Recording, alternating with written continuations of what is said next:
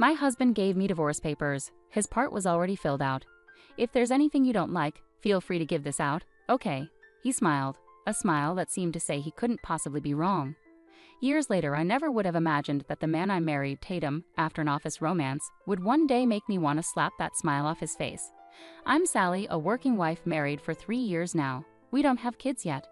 Our marriage isn't great, but it's not terrible either. My husband isn't exactly controlling, but lately he's been lazy and doesn't contribute much. It's not unusual for both spouses to share chores, but my husband refuses to help out. He still insists that housework is women's work. Maybe it's because he lived with his parents for so long, but I think it's mostly because of his influence from his family, especially his mother. When you marry someone, the type of mother-in-law you end up with can really shape your married life. It's like a luck game, and whether you get lucky or not with your mother-in-law can make a big difference. My luck? Well, it's like getting the same disappointing prize every time. Sally, can't you make a decent meal? Another miss? Today my meeting ran late, and I got home late, so when I manage to leave on time, I do cook properly. What are you talking about? For a woman, taking care of the house is more important than work. It's common sense to have dinner ready when your husband gets home. I wish that kind of common sense had stayed in the 90s. Every day after work, my mother-in-law is somehow always there. My husband gave her a spare key without consulting me, so now she comes over every day. She's always there before I arrive, but I'm too afraid to ask how early she starts settling in. Then she spends her time finding faults around the house and bombards me with criticism and snide remarks as soon as I get home. Honestly, if Tatum keeps eating like this, it's going to ruin his health. That's why I cook when I can. Sigh, my poor son, stuck with such a disappointing wife. It's frustrating. She just brushes off everything I say, like she's not even listening, and calling him my poor boy is just weird. If it happened occasionally, it might be bearable, but her coming over every single day like this is incredibly stressful. What's worse is how my husband just laughs it off and doesn't intervene. And if she's going to come over every day, the least she could do is pitch in with something. But no, she's quick to criticize and make sarcastic remarks, that she never lifts a finger to help. Sometimes she even takes portions of the dinner I've prepared. I'm so tired. Well, I'll just take this takeaway then. Hold on, if you take that, we won't have anything for dinner. That's why I keep telling you to come home earlier and cook, but today, I couldn't. Stop making excuses. Just hurry up and cook for my dear son. I'm taking this. Oh, and I'll grab the strawberries from the fridge too. Bye now. Wait, you can't just take our dinner without asking. Even after our dinner was taken, my husband didn't say a word. I'm really getting annoyed, giving him an angry look, but he just keeps grinning foolishly. It's so frustrating. Why aren't you saying anything when our dinner was taken? It's no big deal, just a little bit. It's not just a little. They took the whole thing. Then hurry up. Huh? I'm really hungry. Hurry up and make dinner, will you? I was left speechless with anger and disbelief as my husband went to the living room and flopped down on the sofa. Ugh, this is so infuriating. At least pay for the takeout. I was seething with anger, screaming in my mind. I'm fed up with my mother-in-law showing up unannounced every day, but on the rare day she doesn't come, I feel uneasy. Why is that? When I got home from work, my mother-in-law was unusually absent. My husband, who should have been home before me, was also missing. Even though it should have been peaceful, I felt a sense of unease. The reason became clear the moment I opened the fridge. It was gone. The steak I had saved for a special occasion, bought on payday, was missing from the freezer where I had stored it. There was only one possible explanation. I hurried out of the house, jumped on my bike, and pedaled as fast as I could while still being cautious. My destination was my in-laws' house, just a 7-minute bike ride away. Finally arriving there, breathless from covering the distance in 5 minutes, I wasted no time. I pushed open the unlocked front door of their house and called out, but got no response. Yet I sensed someone inside. Knowing my mother-in-law often enters our home unannounced, I went in without hesitation. What I saw inside was shocking. There it was, my steak, the package emptied and the remains lying on the table. Seeing it almost completely eaten, I couldn't help but scream. My in-laws and, strangely, my husband looked at me in surprise. Sally, what are you doing here? Why did you barge in like this, Sally? Ignoring their questions, I grabbed the tray that had held the steak and glared at them. This is the steak I bought, right? Did you eat it without asking? Oh, that? It was delicious, thank you. My mother-in-law smiled cheerfully at me, while my face burned with anger. It's not about whether it was delicious. I bought that to share with my husband. Why did you eat it without asking? It's no big deal. Tatum had some too, but I didn't get to eat any. Hemp serves you right for planning to eat it alone. Consider it a lesson for not buying enough for all of us. Learn from this. Why am I the one who has to learn a lesson? I looked at my husband, hoping for support, but he just grinned foolishly again. And you? Why didn't you stop them? Well, I did get to have some, so it's okay if I didn't get more. There's no need to get so upset. We can just buy more. That's not the point. It's useless. Nothing I say seems to get through to my husband. Just then, tears started welling up in my eyes, and I felt a gentle hand on my shoulder. I looked up to see it was my father-in-law, always calm and quiet. I never understood what he was thinking, but I couldn't believe he joined in eating it. Or maybe he didn't know I had bought it. That's what I thought. Anyway. Sally, next time, get a bigger piece of meat so we can all enjoy it properly, my mother-in-law commented casually. That's not the issue here at all. Do they have no sense of apology? Their selfish actions drained me so much that I couldn't even find the energy to respond. I'm leaving. Don't you dare come barging in here again. My mother-in-law's voice rang out as I turned to leave. My husband stayed behind, mindlessly drinking beer. At that moment, I felt utterly indifferent. A few days later, I realized I needed to have a serious talk with my husband. The conversation took a surprising turn. What?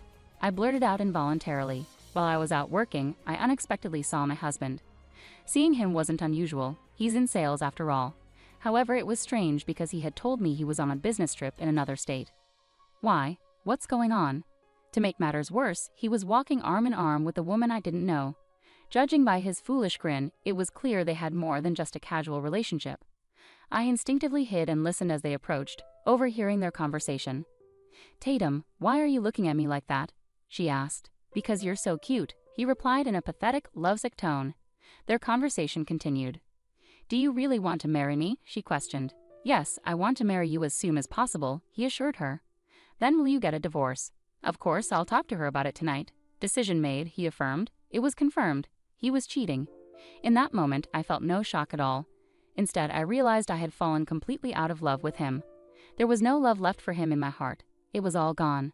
I'm done, I thought, feeling indifferent. I knew what I had to do. First, I needed to find a moving company. After discovering my husband's affair, I promptly moved out. 3 months later, I was busy moving once again. The movers delivered my belongings, but I had to unpack everything myself. The full-service option was too costly. As I opened the first box, the doorbell rang. As expected, there they were, my husband and the two of them. Without a word, I unlocked the door and let them in. They rang the bell again upon reaching my door, so I silently opened it. Immediately, they entered. Hey Sally, long time no see, my husband greeted me. Wow, this place is really nice, remarked my father-in-law. Sally, what were you thinking, running away and buying a condo without telling us? My mother-in-law exclaimed. Yes, I had finally fulfilled my dream of buying a condo. The apartment I shared with my husband was old and worn out, and I had always hoped to move somewhere better. When I found a newly built condo that matched my dreams, I didn't hesitate to make the purchase. So when I informed my husband, he showed up uninvited with my in-laws in tow. It was exactly what I had anticipated. The three of them barged in without hesitation, but I quickly stood in front of them to block their path. Stop right there. Only residents are allowed beyond this point. What? Sally, what's gotten into you? That's harsh. They're my parents. My husband looked shocked. Sorry, Tatum, but your parents are strangers to me. Sally, how can you say that? Isn't family more important than anything? Other things matter more than that. What a bad wife. Tatum, you should leave her. Relax, Mom. But yeah, divorce might be an option. I'll ask for this condo as part of it. It's kind of small though, isn't it? Ignoring me, my husband and his family looked around the inside of the condo near the entrance. It would have been better if you got a 2-family house, Sally. You really don't think about others. Exactly. She's completely thoughtless, don't you think? Yeah, I wanted my own room too, but that's tough with this place, isn't it? They kept talking, not noticing my disapproving look. Well, if we divorce, we can figure something out, right? Just as my mother-in-law reached for the doorknob leading to the living room, I gently pushed her hand away. It didn't hurt, but she looked at me shocked. Sally, how could you push my hand away like that? What's gotten into you? I'm just asking you to respect our privacy and not enter without permission. You're still strangers to me, I calmly explained, unafraid of her anger. My mother-in-law stared at me, wide-eyed. That's it, I've had enough. Fine, if that's how you feel, then we'll really become strangers. Tatum, divorce her immediately. My husband smirked oddly at his mother's sudden outburst, but I quickly spoke before he could respond. Don't worry, there's no need for that, I assured them. My husband looked bewildered. I don't know what you're misunderstanding, but I'm already single. What? How could you do that without telling me? My husband exclaimed in surprise. My mother-in-law joined in. Did you really do that? You can't just do whatever you want. Yeah, that's right. Filing for divorce without my consent is invalid. I'll take this to mediation, my father-in-law added, supporting my mother-in-law, but I had expected this. Oh, but Tatum was the one who prepared the divorce papers. Huh? What are you talking about? I have no idea. Oh, so you didn't prepare it? Remember when we first got married, you said, if there's something you don't like, feel free to bring it up without hesitation. Oh, yeah, now that you mention it. And that's when you finally remembered, right? My husband yelled, looking distressed. I never thought I'd actually need it, but I'm glad I kept it since there was something I didn't like. Why did you handle it yourself? Who does that seriously? It's not valid. Mediation, no divorce. Well, fine. Let's settle this thoroughly before we talk about divorce, okay? It seemed like everything had been anticipated. I pulled out documents and photos from a large envelope I had placed by the entrance. Inside were photos of my husband with his mistress and evidence of his affair. What's this? Evidence of your affair? My husband stammered. Diddly well, you were the one who left home, so… No, the affair started long before that. I've heard a lot from this woman, your mistress, and I even have these photos. Huh? Is that true? After leaving home, I quickly consulted with a lawyer and hired a detective. They discovered that my husband and his mistress were meeting almost daily, making it relatively easy to gather evidence of their affair. With my lawyer beside me, I confronted the mistress. Tatum told me he's divorcing you and marrying me. I'm so happy he's finally leaving you. That dreamy girl gave me lots of photos of the good times she spent with you. No, that's not true. I expected a fierce battle with the mistress, but surprisingly, the conversation went smoothly due to her naivety. Tatum will take care of my compensation and handle the paperwork, so make sure it's done. Did you wait? I didn't agree to any of this. Well, I did ask her to wait quietly until the divorce is finalized. No wonder she kept avoiding me whenever I tried to contact her. I understand. The story has taken a new direction, and your explanation won't excuse your actions anymore. You're admitting you reached out to her first. That speaks volumes. Wait, listen. It's not what you think. It's not what it seems. There's no point in arguing. You have the right to contest the divorce papers, but the divorce will happen eventually. I'll also be seeking compensation and a fair division of assets. That's how it stands. Caught off guard by these unexpected developments, my husband collapsed to the floor, or rather my ex-husband now. Considering how useless he's been as a husband, I don't expect much in terms of savings, compensation, or property division. But honestly, I'm not counting on any of that anyway. My main goal is to divorce him and break away from both him and my in-laws. That's all I hope to achieve.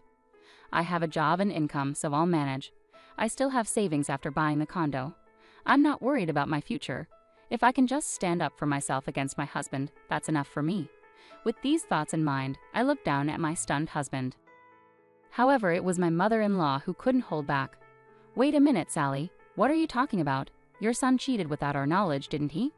Well, even though our son cheated, it must have been your fault too, right? It's the wife's fault for getting cheated on. Oh, is that so? Well then, could you please leave now? This is exactly what I expected. I didn't think we'd have a reasonable conversation anyway. No matter what she says, she's just a stranger now, completely unknown to me. I decisively began to usher her out, but my mother-in-law resisted strongly against my efforts. Even if you're getting divorced, you need to hand over this condo for the property division. Why should I do that? We bought this with marital funds, right? Our son has a share too. They probably don't understand the whole situation, my mother-in-law said with a smug look. Well, if we had bought this condo with savings from our marriage, then that would be true. But unfortunately for her, that's not the case. I purchased this condo with money I had before we got married, so it's not marital property to divide. Really? Yes, that's right. Both my parents passed away shortly after I started working. That's why I had planned to care for my in-laws after marriage. But facing my mother-in-law's constant attacks and snide remarks, every day shattered that resolve completely. Tatum never contributed financially to the household. Looking back now, was he spending it on his affair? Well, it doesn't matter. I've been covering almost all our living expenses, so there are no savings from our marriage. But compensation is different. Even if it's paid in installments, please ensure your son pays it promptly. I can't believe this, Sally San. Can't you reconsider the divorce? I'll talk sternly to my son about it. Why should I? There's no benefit for me in that. But I promise to stop criticizing from now on. Well, it's too late for that now. But how about this? Let's have steak tonight. We'll treat ourselves to some high-quality meat. Do you have money for that? Well, do you have it? If you lend it to me, I'll go buy it. No way. There's no benefit for me. With a deep sigh, I calmly addressed the three pale-faced individuals. Please leave. Wait a moment. Let's talk. Please leave.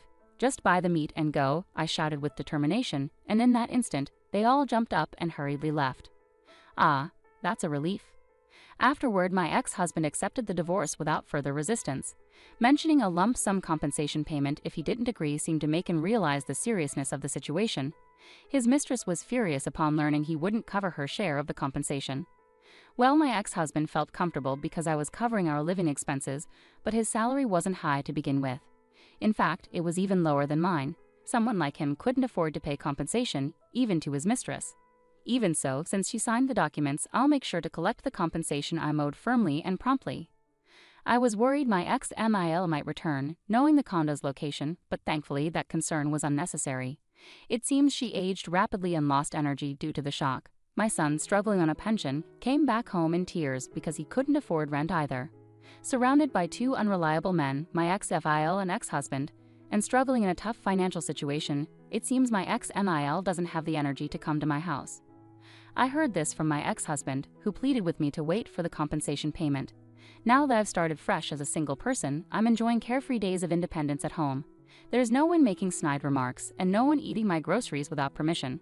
I'm really enjoying living alone. Maybe I'll try some local specialties next time. Freedom is truly nice, I whispered to myself. Oh, it feels so good. Freedom, I exclaimed. It feels great. Should I open another beer?